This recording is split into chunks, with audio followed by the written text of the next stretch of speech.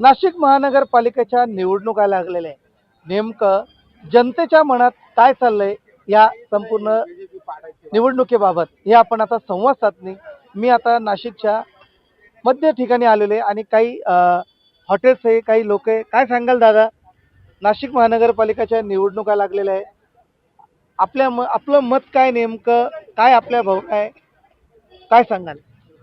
सध्याची परिस्थिती बघता जे काही या नाशिक शहरात चालू आहे की जे पक्षांमध्ये झालेले फेरबदल आहे, त्याच्यानंतर आज जो माणूस ज्याने 10 दिवसा पहिले एक कुठल्या तरी पक्षाचा प्रचार केला आणि वेळेवरती तो पक्ष सोडून डायरेक्ट तिकिटासाठी दुसऱ्या पक्षामध्ये ते गेलेले, अतिशय घाणेरडापणा जो झालेला आहे, याच्यावरतून असं समजतंय का एकाही जनतेसाठी कोणी लढत नाही, हे वैयक्तिक घरं भरण्यासाठी सगळे लढताय। स्वार्थ फक्त वैयक्तिक आहे, बाकी त्याच्यावरती काहीच नाही, निष्पन्न काय होणार नाही याच्यातून।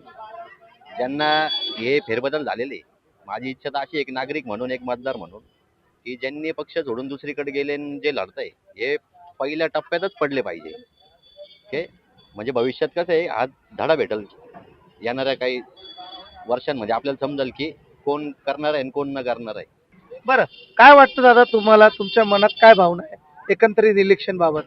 इलेक्शन बाबत काय नाही, बहुआयामी आणि विविध प्रकारचा विकास झाला पाहिजे। प्रत्येक जनसामान्याचे काम झालं पाहिजे, रस्ते असेल, गटार असेल, प्रत्येक ठिकठिकाणी जे काही काम आहे ते झालं पाहिजे।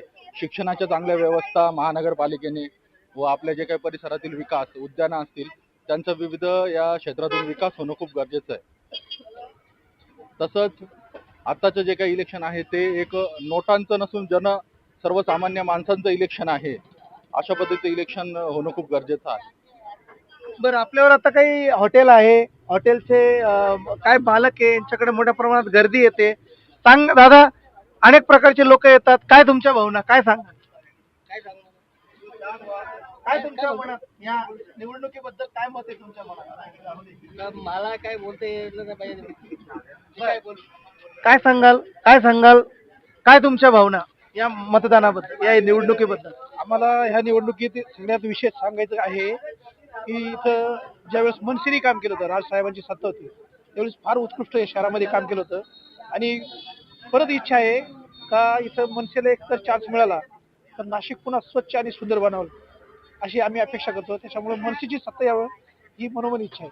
बरं, इथं काही लोक आहेत, आपण त्यांच्याशी संवाद साधण्याचा प्रयत्न करणार आहे। दादा, काय वाटतं एकंदरीत निवडणुका होत आहेत, तुमचं मत काय? यांना वेळ नाहीये, आपण दुसऱ्यांना विचारूया, काय तुमचं मत काय? कशाबद्दल? हे निवडणुका होत आहे, तुम्ही जनता आहे, काय तुमचं मत आहे? चांगलं मत आहे, सांगा ना, काय भावना आहे तुमची? चांगली भावना आहे। बरं, सर काय सांगाल? कशी भावना पाहिजे? आता निवडणुका सुरू झालेल्या आहेत, प्रत्येकांच्या जाहीर प्रचार सुरुवात झालेली आहे, आपलं मत काय? नाशिकमध्ये काय घडामोडी घडली पाहिजे?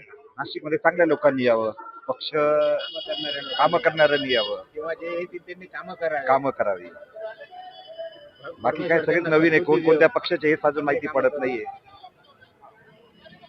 बोला। परमेश्वर त्यांना सद्बुद्धी देव, चांगले कामं करू।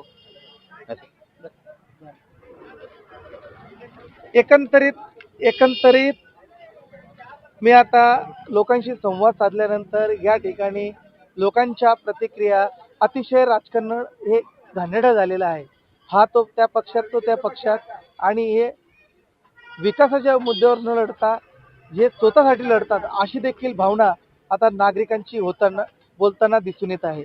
टॉप न्यूजसाठी प्रतिनिधी प्रकाश गुरवे, नाशिक। तुमची car, electric panel, data server आगीपासून सुरक्षित आहे का?